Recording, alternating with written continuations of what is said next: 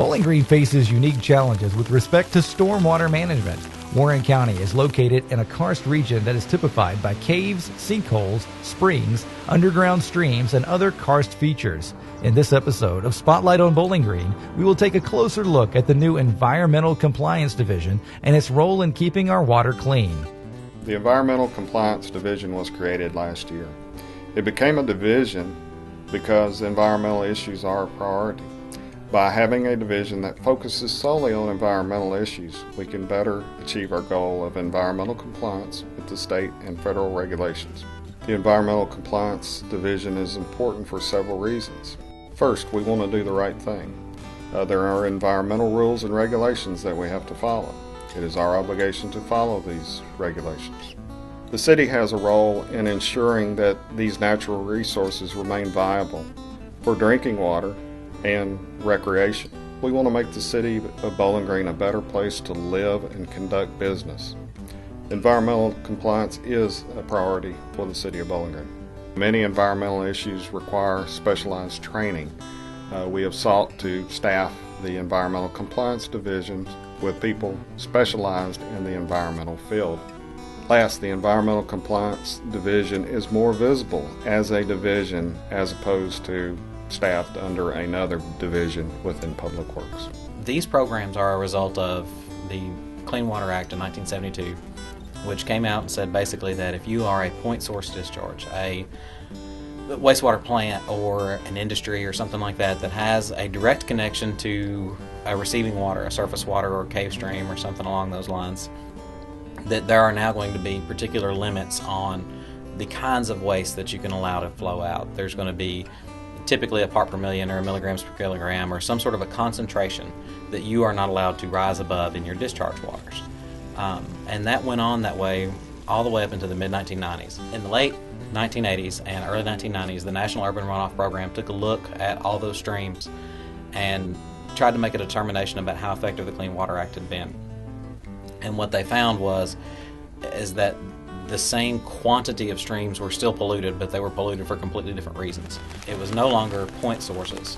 It was now non-point sources, parking lot runoff and street runoff and rooftop runoff and those sorts of situations that were contributing the loads into the streams and waterways that were polluting them.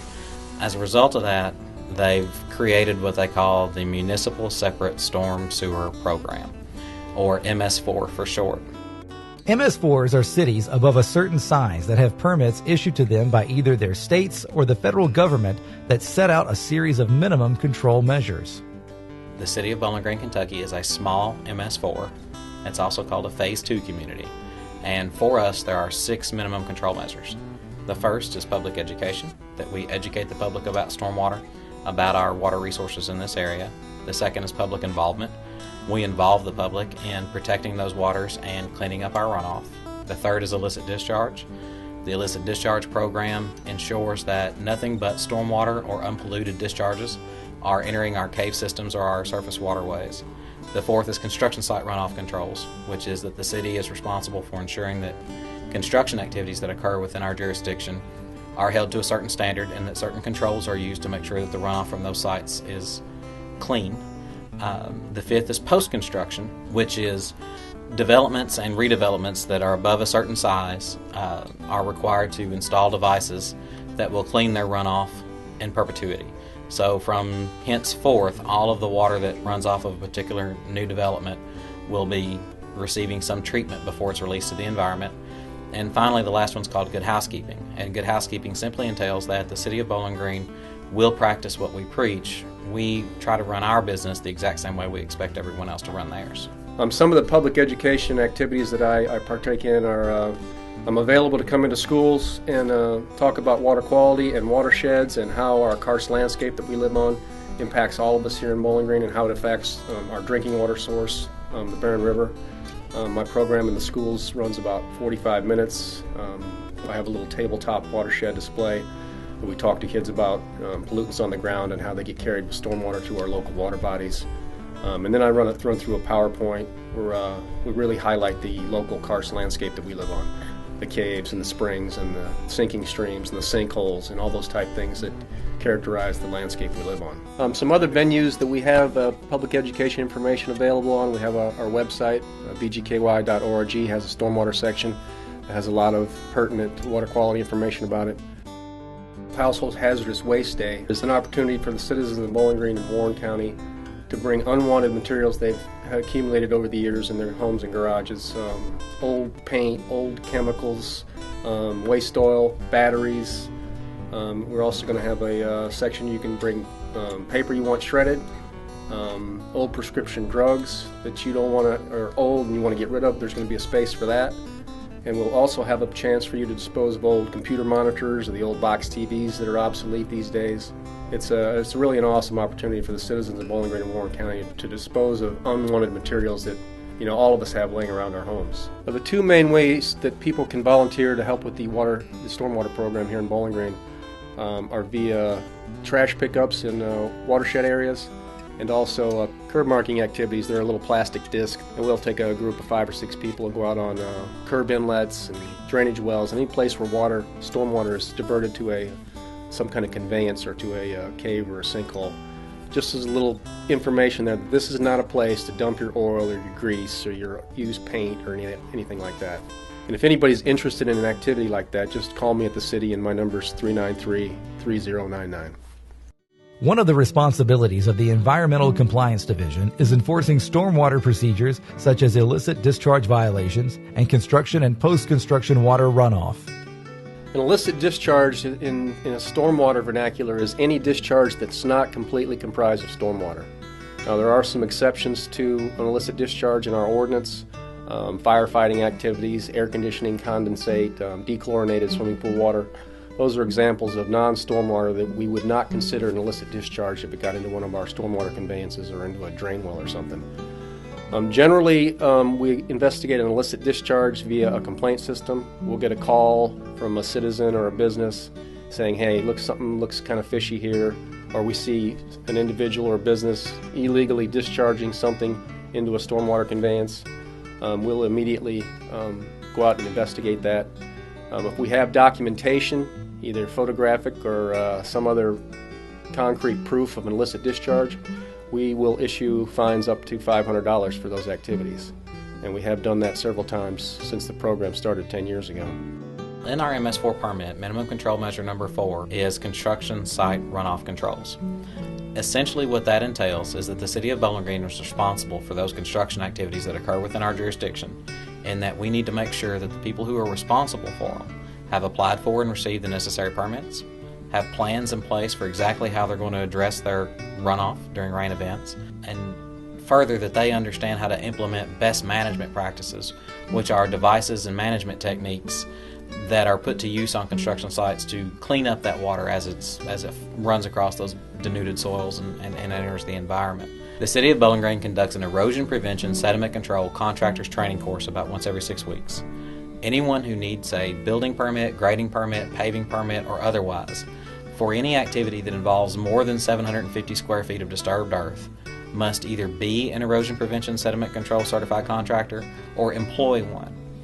That training course covers the use of best management practices, which are devices and management techniques that are put to use on construction sites to make sure that the runoff that leaves is as clean as possible. And it also covers a lot of documentation requirements that are in place about how much or how often the site should be inspected, what things should be inspected, and what the city and state and federal government expect from the construction site operator in response to their inspection findings. Along with the training course that we do, each and every building permit that comes into the City of Bowling Green, any permit greater than 750 square feet of disturbance, comes through for a review from the Public Works Department and Environmental Compliance in particular. And as a part of that review, we examine how much disturbed area there is, and based on that, there's different sets of requirements that they may be held to. We'll double check to make sure that all of these state permits have been pulled if those are required. We check to make sure that the appropriate people are in charge of the site and that the appropriate stormwater pollution prevention plans have been prepared for those sites before we approve those permits. Once those permits are approved, then city staff will go out into the field periodically, more often for larger sites and less often for smaller sites, or in response to citizen complaints or public notice, and examine those sites to make sure that the best management practices that were called for in the plan are actually in place, that they're installed correctly, and that they're being maintained appropriately, and that the proper documentation is being kept on the site controls and inspections. The fifth minimum control measure in the city's MS4 permit is post-construction runoff. Post-construction was the last of the MCMs that we implemented because it's the most technical and in many ways is still the most controversial. And every project in the city limits of Bowling Green that disturbs greater than 1 acre of soil and creates 10,000 square feet of new impervious surfaces is subject to this regulation. And in essence, what this regulation requires that during small, most commonly seen rains, all of the runoff from a particular site will pass through a treatment device that cleans out some of the sediment. In addition to all of the construction site requirements that are required under MCM4, MCM5 also requires a stormwater quality management plan be prepared for each site that meets this criteria. That stormwater quality management plan describes what hard surfaces will be created, what particular devices will be used to treat that runoff in perpetuity, what maintenance requirements are going to be found with each of those. It allows the city and the property owner to enter into an agreement that is recorded in the miscellaneous deed book at the courthouse that ensures that regardless of how many times that property changes hands, that those devices are tracked, and that whoever owns the property at any given time is responsible for the stormwater treatment practices that have been installed on those sites. The last minimum control measure the city must follow is good housekeeping, which states that the city must comply to its own rules and regulations.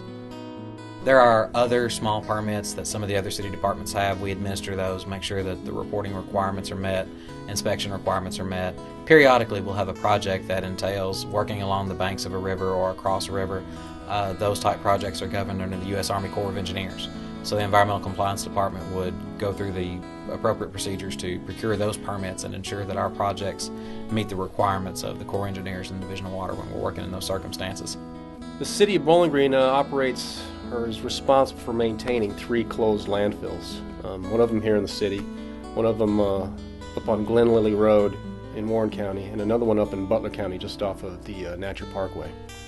All of these landfills have permits that have certain requirements. These permits are issued by the state, and we have certain monitoring requirements and sampling requirements at these landfills. And in order for the city to maintain compliance with our permits, we're required on a monthly basis to go out and conduct some sampling and just do a visual inspection of our landfills to make sure we don't have any issues that may be in violation of our permit. At one point in time, the city of Bowling Green was responsible for its own trash collection and its own trash disposal, and it was during those years that these landfills were created. It's the nature of landfills and the Resource Conservation and Recovery Act, which governs landfills, that once a waste is created, the creator is responsible for it in perpetuity. So we have continuing obligations for monitoring and inspection of those 3 closed landfills. Early on in the stormwater program, the city decided it was important to keep a log of the water quality of our natural waterways by conducting frequent water tests. It's just kind of a gauge of if we're making improvements in water quality over time or if water quality is degrading over time. So back in 2004, we decided to implement a quarterly water quality monitoring program. This basically entails monitoring at 9 locations 4 times a year in and around Bowling Green. We selected these locations to try and characterize runoff from different land uses. So we have some locations where maybe it's an agricultural runoff that's draining to a spring, or if it's an urban setting that's draining to a spring or somewhere on the river. So we tried to be systematic in selecting our locations, and we think we've got a good 9 locations outlined. We also want to see what's coming in the Barren River from outside of Warren County. So one of our monitoring locations is the upstream of Barren River. Drake's Creek drains into the Barren River upstream from BGMU's water intake for our drinking water source. So downstream Drake's Creek is another location we monitor. We kind of want to see what water quality is like when it leaves Bowling Green, so downstream Barren River is another one of our locations. We monitor one of the big springs in the Lost River Cave Valley, a big spring in the south part of the county that kind of captures that agricultural runoff we were talking about, the Church Karst Window, and a couple other locations in town that just, we want to, like I said, kind of keep track and track water quality improvements or degradation over time.